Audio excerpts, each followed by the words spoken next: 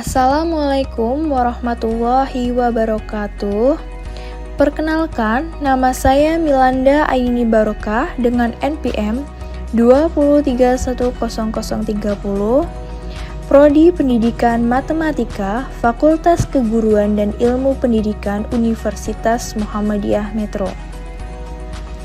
Dalam kesempatan kali ini, saya akan menjelaskan materi tentang hasil kali 2 transformasi.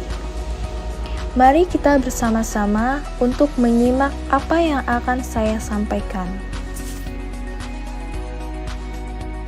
Pada materi kali ini, kita akan membahas mengenai materi hasil kali 2 transformasi. Nah, apa sih definisinya? Jadi definisinya itu adalah andaikan F dan G adalah dua buah transformasi. Jadi ada transformasi F dan ada transformasi G. Yang mana ketentuannya itu adalah F itu memetakan dari bidang V asal ke bidang V hasil. Kemudian transformasi G itu juga memetakan dari bidang V asal ke bidang V hasil juga. Maka hasil kali atau komposisi dari transformasi F dan transformasi G yang ditulis sebagai G bundaran F didefinisikan sebagai G bundaran FP. Jadi perkalian dua transformasi dengan titik P sama dengan GFP untuk setiap P-nya di dalam bidang V. Nah, kemudian muncul sebuah teorema, apakah komposisi transformasi atau hasil kali transformasi adalah transformasi. Jadi, untuk menunjukkan dia transformasi, prasyaratnya dia harus fungsi. Kemudian, dia bijektif. Karena dia bijektif, berarti dia pasti surjektif dan injektif. Nah, untuk membuktikannya, apakah F dan G perkaliannya suatu transformasi? Jika transformasi F memetakan dari V asal ke V hasil, dan transformasi G memetakan dari V asal dan V hasil, masing-masing suatu transformasi, maka komposisi H. Jadi saya namakan H ini, artinya H ini yaitu perkalian dari dua transformasi ini, yaitu transformasi G dan transformasi F, yang memetakan H ini dari V asal ke V hasil. Yang akan dibuktikan apakah perkalian tersebut adalah suatu transformasi. Pertama, kita lihat apakah H itu surjektif. H di sini berarti G bundaran F-nya. Untuk menunjukkan bahwa kita ambilkan satu peta. Tunjukkan bahwa dia memiliki prapeta atau tidak. Sehingga jelas, kalau memiliki prapeta, dia bersifat surjektif. Misal di sini, ambil peta Y di bidang V, karena G transformasi berarti G surjektif.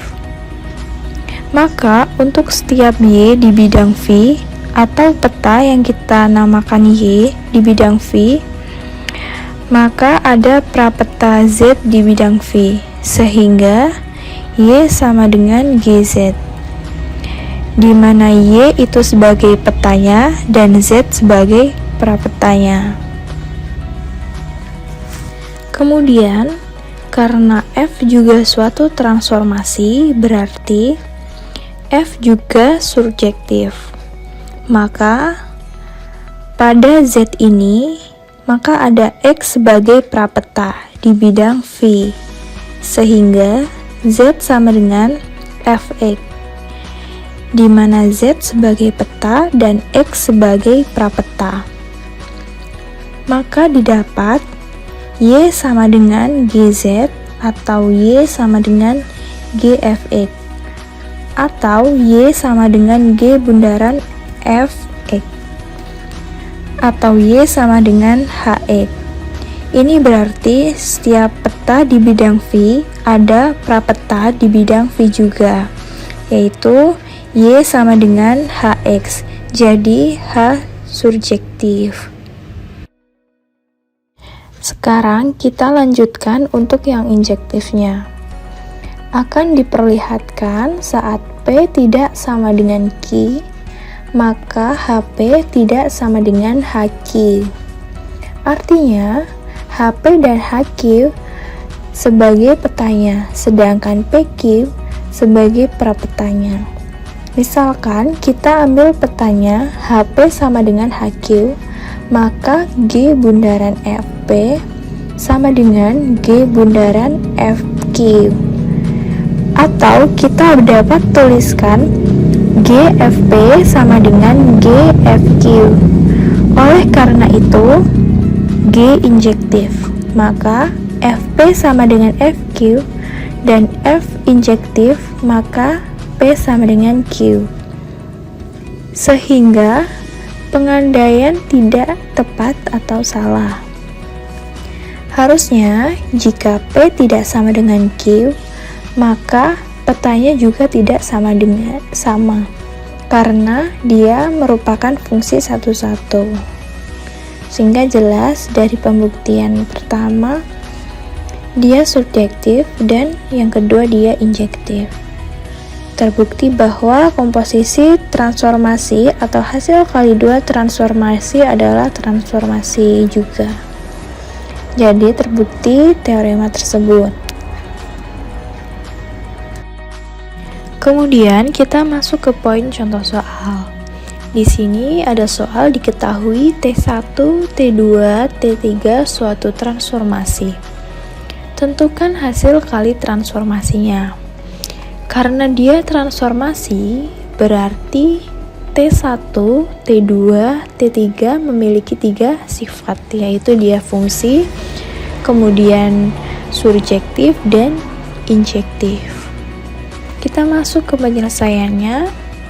Jadi kita misalkan untuk mempermudah pembuktian, kita andaikan P1 aksen sama dengan T1P, kemudian P double aksen sama dengan T2P aksen, kemudian P triple aksen sama dengan T3P double aksen. Kita mulai dari T3 dalam kurung T2 kali T1. Masing-masing T itu 1, 2, dan 3. Itu transformasi yang dikalikan terhadap titik P. Kita tuliskan T3 dalam kurung T2 kali T1. Kemudian T3 kali T2, di mana T1 itu P-nya tadi sudah kita misalkan, yaitu P aksen. Maka T1P, sehingga kita bisa tuliskan T3 dikali T2P aksen. Nah, kemudian T2P aksen tadi kita definisikan yaitu P double aksen. Sehingga kita bisa tuliskan T3P double aksen. Nah, T3 double aksen sudah kita definisikan juga, maka yaitu P triple aksen. Nah, sekarang coba kita balik perkalian asosiatifnya. Jadi T3 dikali T2 dikali dalam kurung T1 terhadap titik P. Sehingga di sini T3 dikali T2 dalam kurung T1P. Nah, T1P sendiri tadi sudah kita definisikan. Kita misalkan yaitu P aksen. Sehingga nantinya di sini T3 dikali T2 dalam kurung P aksen. Sehingga kita dapat T3 dikali T2 dikali P aksen. Nah, tadi kita sudah definisikan bahwa T2 itu P2, yaitu P double aksen. Sehingga kita bisa menggantinya dengan T3 P double aksen. Nah, T3 P double aksen tadi sudah kita definisikan juga. Maka hasilnya P triple aksen, sehingga hasil kali transformasinya itu bersifat asosiatif. Baik, itu tadi penjelasan tentang materi hasil kali dua transformasi yang sudah saya sampaikan. Kurang lebihnya saya mohon maaf. Semoga video kali ini dapat bermanfaat bagi kita semua. Saya akhiri. Wabillahi taufik wal hidayah. Wassalamualaikum warahmatullahi wabarakatuh.